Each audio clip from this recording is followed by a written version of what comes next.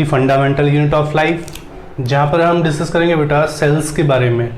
Cell होती क्या है, सेल की क्या फंक्शंस होते हैं, सेल के क्या स्ट्रक्चर होते हैं, कौन कौन सी टाइप की सेल प्रेजेंट होती है, कौन कौन से ऑर्गेनिज्म होते हैं सेल के नंबर के बेसिस पे, और जितने भी सेल के अंदर सब सेलुलर स्ट्रक्चर है या फिर जितने भी माइक्रोस्कोपिक स्ट्रक्चर्स प्रेजेंट है जो कि डिफरेंट फंक्शंस परफॉर्म करती है सेल के अंदर, तो हम डिस्कस करेंगे कि कौन कौन से ऐसे सेल ऑर्गेनल्स हैं जिनका फंक्शन क्या क्या है। ठीक है, तो हर एक और जितने भी सेल ऑर्गेनल्स हैं उनके एक डिफरेंट फंक्शन है, डिफरेंट फंक्शन को परफॉर्म करती है, और इन सब फंक्शंस से ही एक सेल रेगुलेट होती है। जितने भी सेल्स हैं उनके अंदर जितने भी सब सेलुलर स्ट्रक्चर्स या फिर सेल ऑर्गेनल्स अलग अलग अमाउंट में प्रेजेंट हो सकते हैं। ठीक है, तो सेल पे डिपेंड करता है कि उसके अंदर कौन से सेल ऑर्गेनल्स के अमाउंट ज़्यादा होंगे या कौन से सेल ऑर्गेनल्स के अमाउंट कम हो सकते हैं। ठीक है, डिस्कस करते हैं सबसे पहले कुछ इंट्रोडक्शन पार्ट। चैप्टर है बेटा हमारा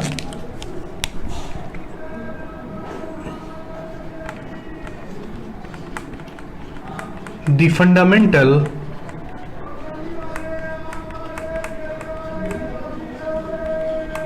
यूनिट ऑफ लाइफ।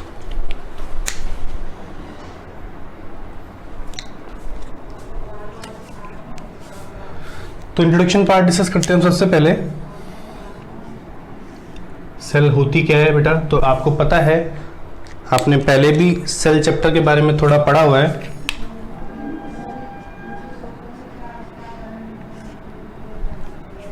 सेल, ठीक है, तो डिस्कस करते हैं हम।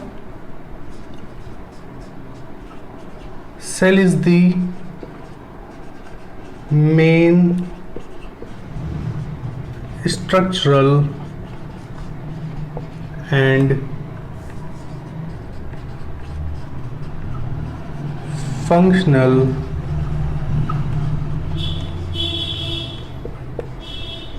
Unit of life. किसी भी ऑर्गेनिजम्स की बॉडी की सेल एक मेन स्ट्रक्चरल या फिर फंक्शनल यूनिट होती है। ठीक है, तो हम एक सेल लिनियरिटी डिस्कस कर लेते हैं बेटा। सेल लिनियरिटी क्या होती है, हमने बोला कि cell is the main structural and functional unit of life. तो हम डिस्कस करते हैं कि सेल लिनियरिटी क्या होती है। कई बार सेल लिनियरिटी से भी बहुत बेसिक सा क्वेश्चन बन जाता है। तो बेटा सेल होती हैं, सेल से मिलके बनते हैं, सेल से मिलके फॉर्म होते हैं टिश्यू। ठीक है, सेल होती है बेटा, cell together form a tissue. Tissue बहुत सारे मिलके बहुत सारे टिश्यूज मिलते हैं आपस में और मिलके एक सिस्टम फॉर्म करते हैं जिन्हें बोलते हैं हम टिश्यू सिस्टम।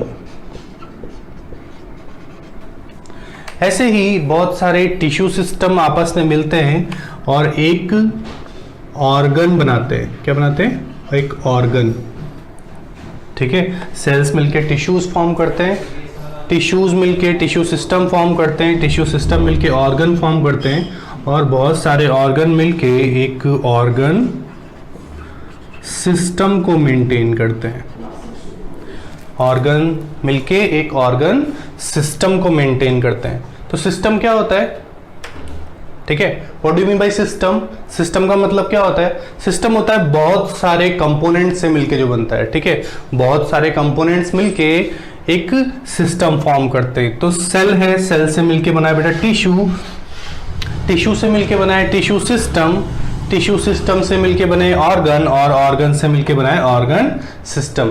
तो ऐसे हमारी बॉडी के अंदर भी आप देखोगे, जैसे हमारी बॉडी के डिफरेंट पार्ट्स है, जैसे हमारा सपोज हमारा हैंड है बेटा, हमारा लेग पार्ट है, या फिर हमारे इंटरनल बॉडी ऑर्गन्स, जितने भी बॉडी ऑर्गन्स हैं सारे बॉडी ऑर्गन्स के अंदर सेल प्रेजेंट है। सपोज हमारे लीवर की बात करें तो लीवर के अंदर भी सेल्स प्रेजेंट है, हार्ट की बात करें तो हार्ट के अंदर भी सेल प्रेजेंट है, ब्रेन के अंदर भी सेल्स है, हमारी स्किन भी सेल से मिलके बनी है, हमारी बॉडी की पूरी स्ट्रक्चर इन सेल से मिलके फॉर्म हुई है।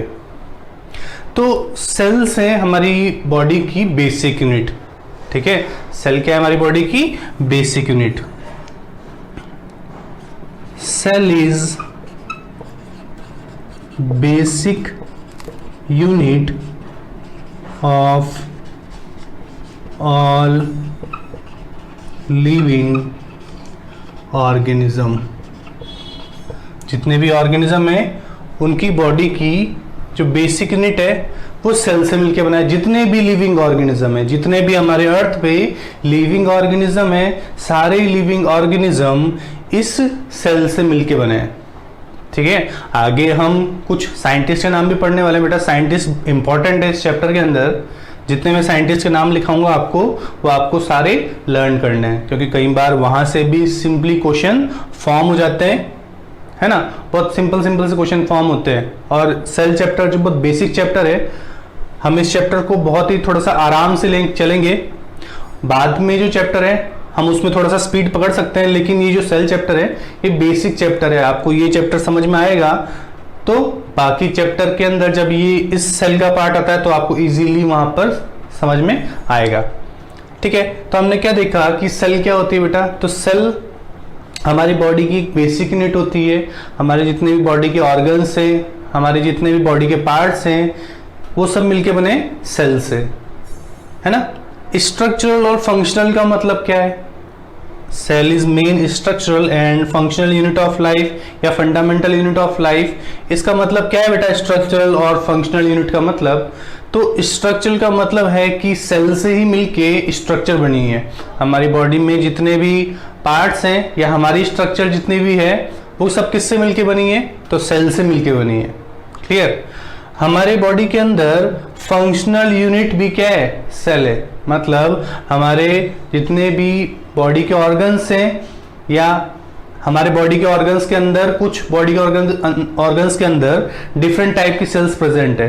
अब वो डिफरेंट टाइप की सेल्स अपना एक अलग फंक्शन परफॉर्म कर रही है। तो सेल भी अलग अलग टाइप की होती है बेटा। हर सेल अलग अलग फंक्शन परफॉर्म करती है हमारी बॉडी के अंदर या फिर मल्टी सेलुलर ऑर्गेनिज्म के अंदर। तो फंक्शनल यूनिट भी क्या है, सेल। हमारी बॉडी के अंदर जितने भी फंक्शंस परफॉर्म हो रहे हैं वो भी सेल की हेल्प से हो रहे हैं। आपकी बॉडी के अंदर ब्लड का मूवमेंट हो रहा है, ब्लड का ट्रांसपोर्टेशन हो रहा है ना। ब्लड के अंदर ऑक्सीजन का ट्रांसपोर्टेशन हो रहा है तो वो भी सेल्स की वजह से हो रहा है। आपकी बॉडी इन्फेक्शियस एजेंट से फाइट कर रही है तो वो भी सेल्स की वजह से कर रही है ना। आपकी बोन्स है, बोन्स के अंदर भी सेल प्रेजेंट है। आपकी कार्टिलेज है, कार्टिलेज के अंदर भी सेल प्रेजेंट है। क्लियर। आपकी बॉडी की मसल्स है तो मसल्स के अंदर भी सेल प्रेजेंट है। ठीक है। कनेक्टिव टिश्यूज है, कनेक्टिव टिश्यूज के अंदर भी सेल्स प्रेजेंट है। अलग अलग टाइप की सेल्स होती हैं।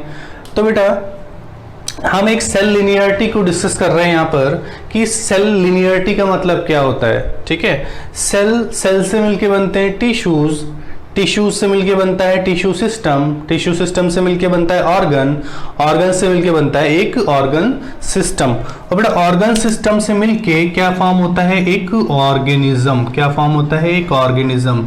मीन्स हमारी बॉडी की जो स्ट्रक्चर है उसको बनाने का काम सेल करती है। नोट डाउन कीजिए इसको।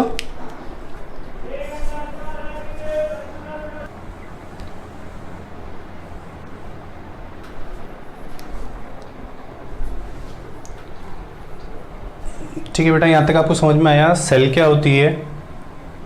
Cell is the main structural and functional unit of life. Cell linearity को समझा हमने कि सेल लिनियरिटी का मतलब क्या होता है कि जितने भी हमारे बॉडी के पार्ट्स है या फिर जितने भी हमारी स्ट्रक्चर है, जितने भी हमारे ऑर्गन्स हैं, हम सब जितने भी लिविंग ऑर्गेनिज्म है जैसे प्लांट्स, माइक्रो ऑर्गेनिजम्स, एनिमल्स, ठीक है, ह्यूमंस भी एनिमल्स में आते हैं, तो हम सब सेल से मिलके बने हैं। तो सेल मिलके फॉर्म करते हैं टिश्यूज, टिश्यू मिलके फॉर्म करते हैं टिश्यू सिस्टम, टिश्यू सिस्टम मिलके फॉर्म करते हैं ऑर्गन, ऑर्गन मिलके ऑर्गन सिस्टम, और ऑर्गन सिस्टम मिलके एक ऑर्गेनिज्म को फॉर्म करते हैं। तो मतलब जितने भी ऑर्गेनिजम्स हैं वो सारे सेल से मिलके बनाए। जितने भी लिविंग ऑर्गेनिज्म है वो सेल से मिलके बनाए। तो cell is basic unit of all living organism. जितने भी लिविंग ऑर्गेनिज्म है उनकी बॉडी की बेसिक यूनिट सेल है। ठीक है बेटा, यहां तक समझ में आया। ठीक है, रफ करो उसको।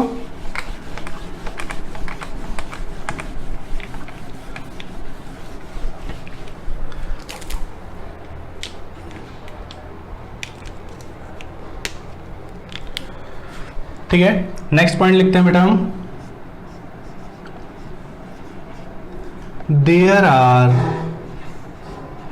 Over 1,700,000 living organisms present on earth. इतने सारे लिविंग ऑर्गेनिज्म प्रेजेंट है हमारी अर्थ पे। They are over 1,700,000 living organisms present on the अर्थ।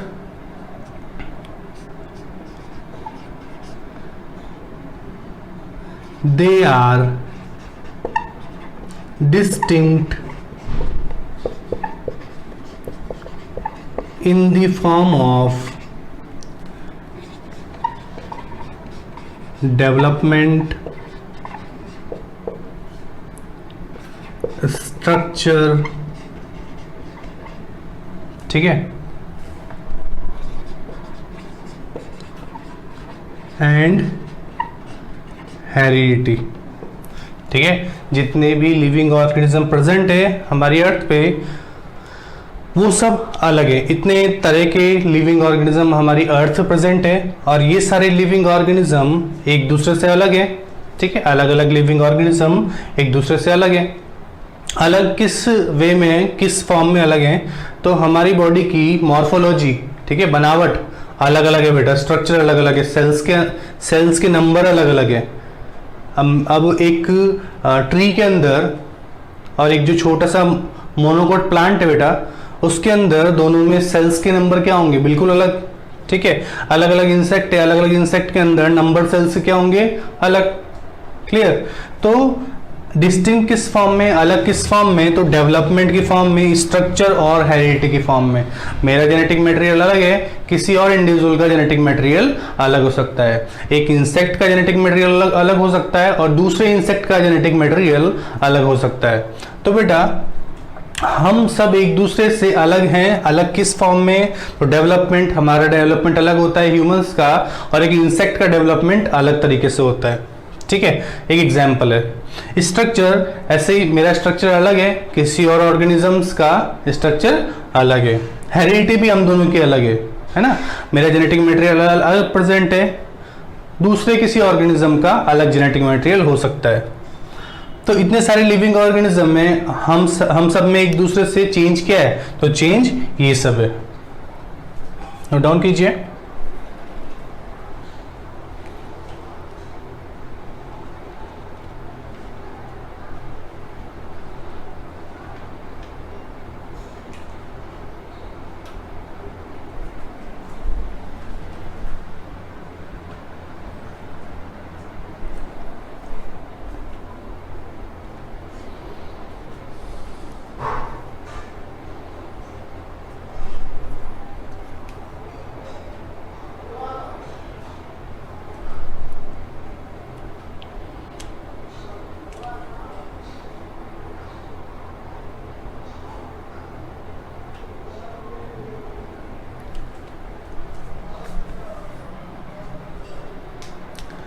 ठीक है बेटा, यहां तक हो गया। रफ कर दूं मैं इसको। आगे कुछ और इंट्रोडक्शन के पॉइंट लिख लेते हैं बेटा हम। यहां पर पूछ लेता है कई बार कुछ ब्रांचेस के नाम, जैसे वेट,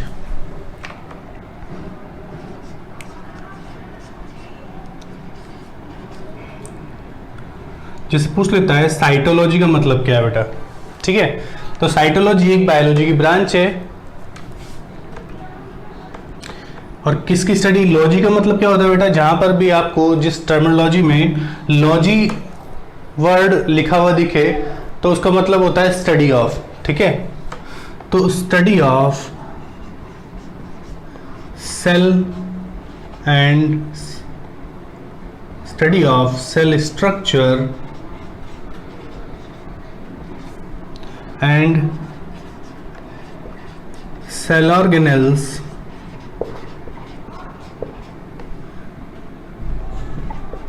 is called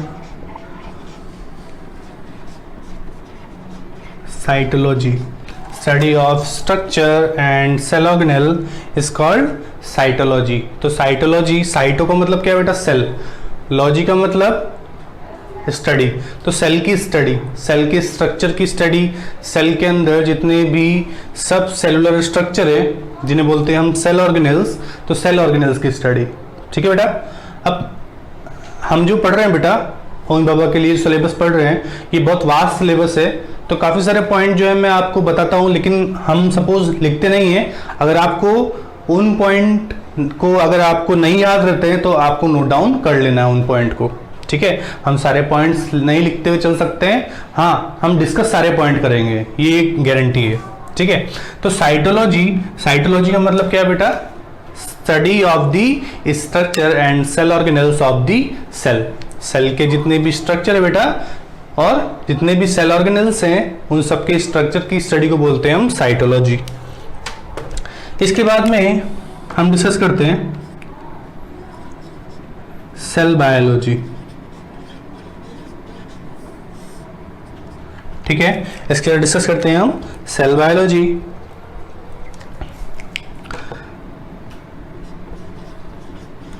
तो branch of biology that deals with the physiology। ठीक है, cell biology is the branch of biology that deals with the physiology, structure या फिर मॉर्फोलॉजी, मॉर्फोलॉजी लिख देता हूँ यहाँ पे ज़्यादा सही लगेगा। ठीक है, फिजियोलॉजी है ना। इसके बाद में बायोकेमिस्ट्री,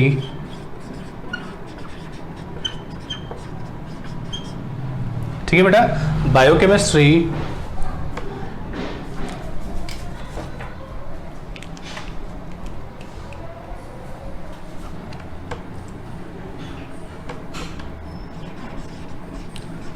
ऑफ द सेल।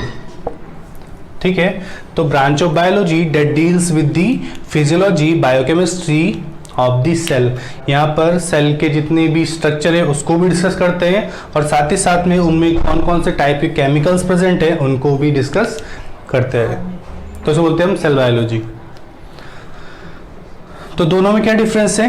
यहाँ पर हमने देखा कि बस स्ट्रक्चर की स्टडी हो रही है, स्ट्रक्चर, यहाँ पर मॉर्फोलॉजी की भी स्टडी हो रही है और साथ ही साथ में कौन कौन से केमिकल है उसकी भी स्टडी की जा रही है। तो ये कुछ क्वेश्चन पूछ लेता है बेटा। ये सेल बायोलॉजी जो है ये बहुत ही एक बड़ी ब्रांच है, बहुत ही ब्रॉड टर्म है और इसके अंदर काफ़ी सारी छोटी छोटी ब्रांचेज है। जैसे बायोकेमिस्ट्री भी एक ब्रांच है।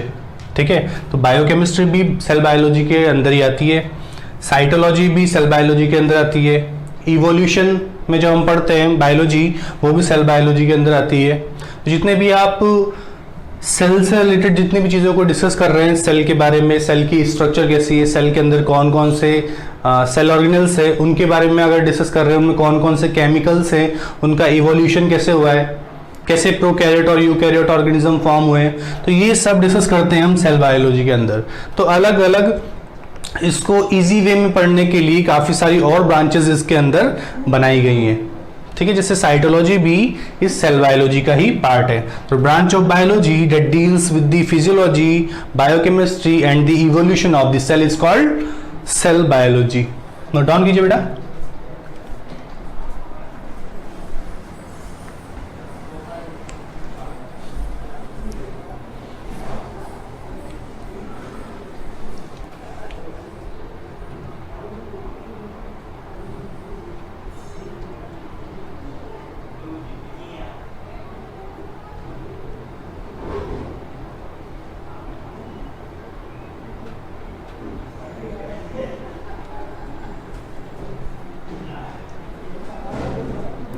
ठीक है बेटा, इसको रफ कर दूं मैं।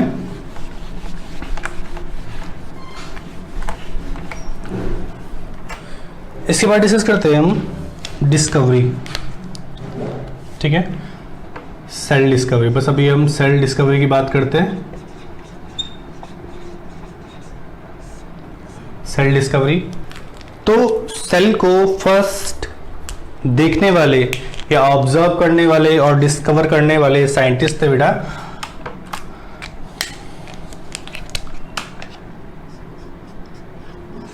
First cell was discovered by, जो सबसे पहले सेल डिस्कवरी की थी, फर्स्ट सेल किसने डिस्कवरी की थी बेटा, तो नाम है उनका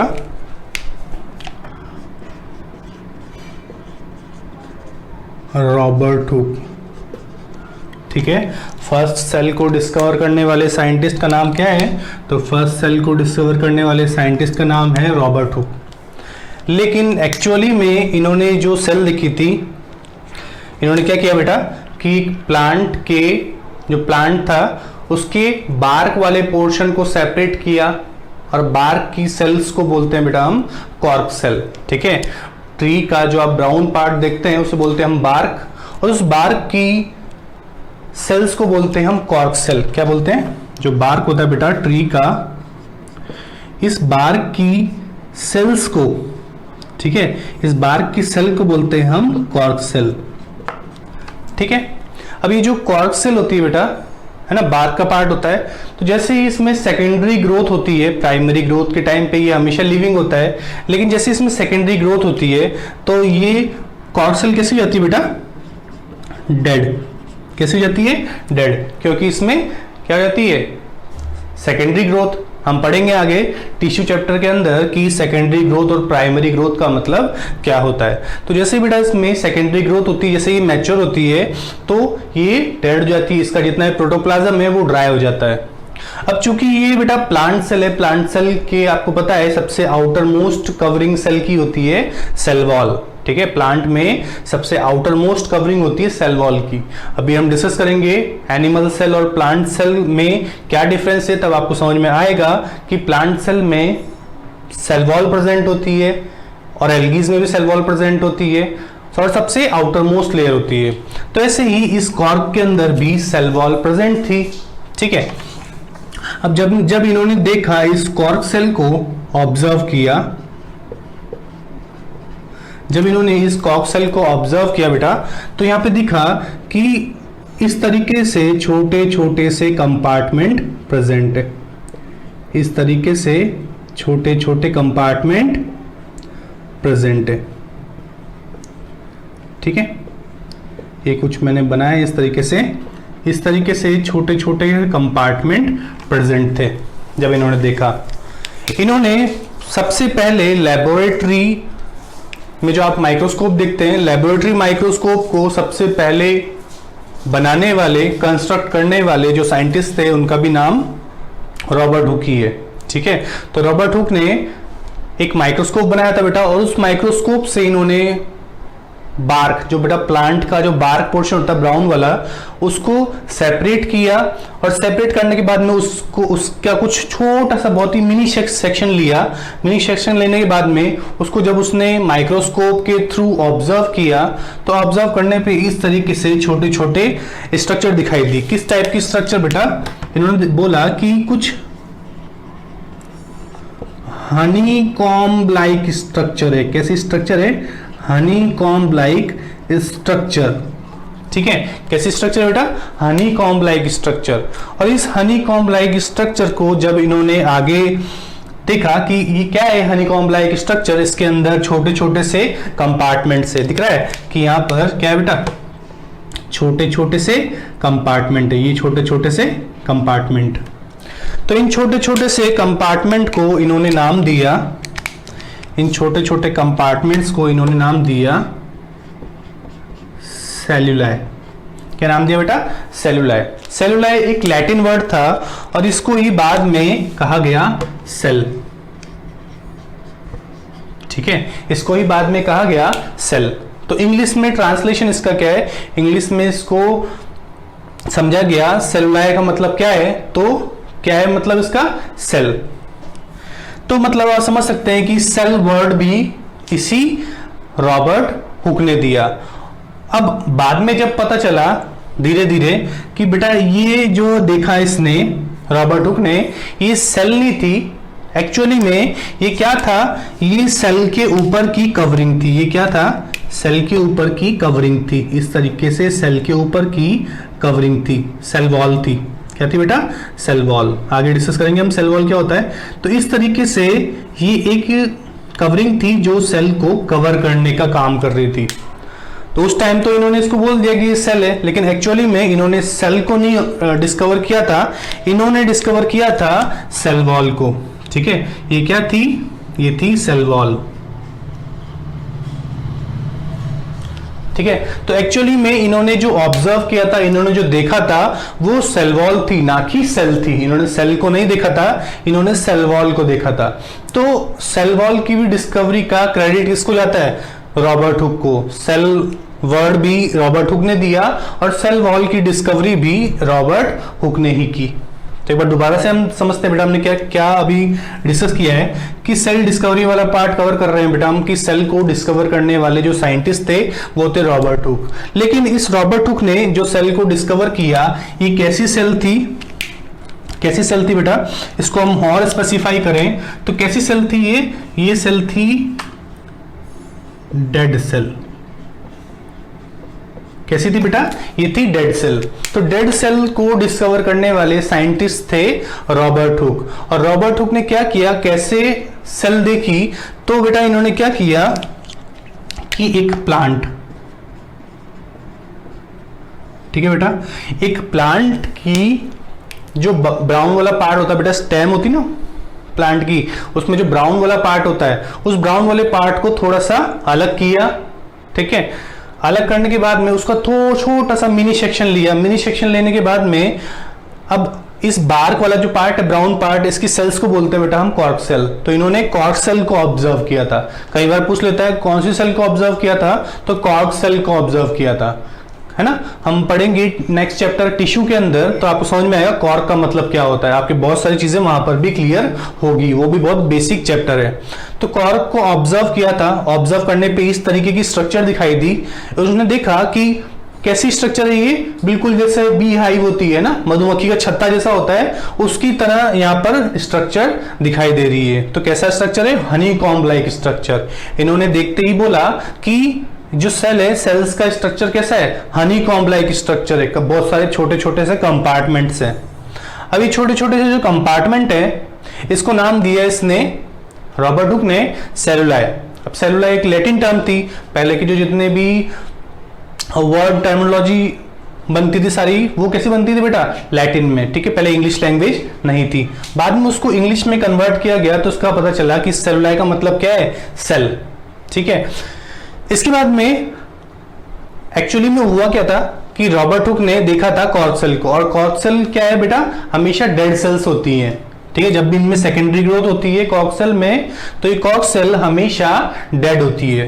तो देखा इन्होंने कि ये जो कंपार्टमेंट्स हैं, एक्चुअली में इनको कवर करने वाली स्ट्रक्चर को बोलते हैं सेल वॉल। तो इन्होंने सेल को नहीं ऑब्जर्व किया था, इन्होंने सेल वॉल को ऑब्जर्व किया था। ठीक है, एक्चुअली में इन्होंने सेल वॉल को ऑब्जर्व किया था।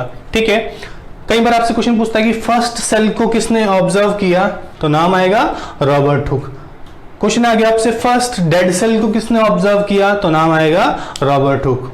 ठीक है, और हम देखेंगे इसके बाद में एक और साइंटिस्ट एवी लीवेनहॉक। तो बेटा एवी लीवेनहॉक इसके बाद में आया था, इसके बाद में सेल को ऑब्जर्व करने का क्रेडिट जो है वो जाता है एवी लीवेनहॉक को। डिस्कस करते हैं हम, इसको रब कर दो बेटा, नहीं लिखा तो डाउट कीजिए फटाफट।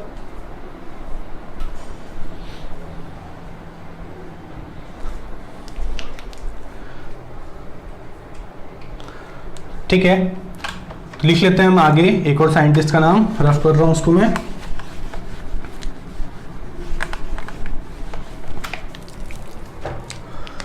तो first living cell was discovered by Antony von Leeuwenhoek।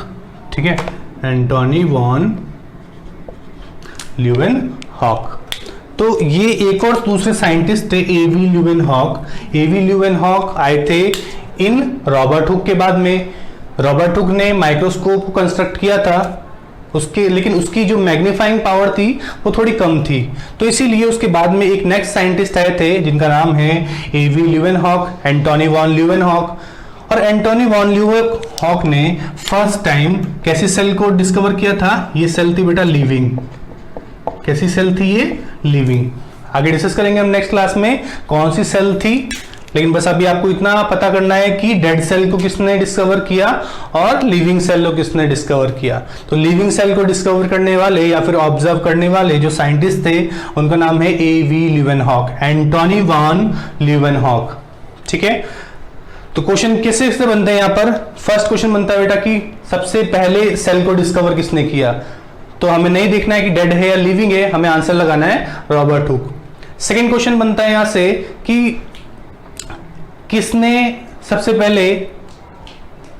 पहले सेल वॉल को ऑब्जर्व किया, तो भी आंसर क्या जाता है? Robert Hooke. ठीक है, क्वेश्चन ये बनता है कि डेड सेल को किसने डिस्कवर किया, तो रॉबर्ट हुक। अगर क्वेश्चन ये बनता है कि लिविंग सेल को किसने ऑब्जर्व किया, तो आंसर आता है एवी ल्यूवेनहॉक। तो आज की क्लास में हम इतना ही पार्ट कवर करेंगे।